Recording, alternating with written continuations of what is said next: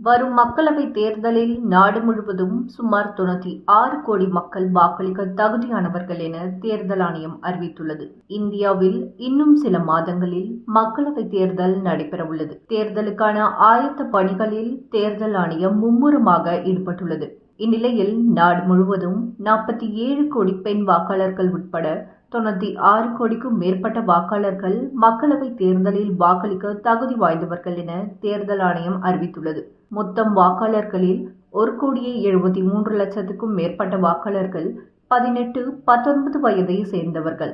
மேலும் மாற்றுத்திறனாளி வாக்காளர்கள் 18 லட்சம் பேர் உள்ளனர். வருகிற தேர்தலில் மக்கள் வாக்களிப்பதற்கு வசதியாக நாடு முழுவதும் 12 லட்சத்துக்கும் மேற்பட்ட வாக்குச்சாவடிகள் அமைக்கப்படும் என தேர்தல் ஆணையம் அறிவித்துள்ளது. சுமார் 1,50,00,000 பணியாளர்கள் வாக்குப்பதிவுக்காக பணியமர்த்தப்படுவார்கள் என்று கூறப்பட்டுள்ளது.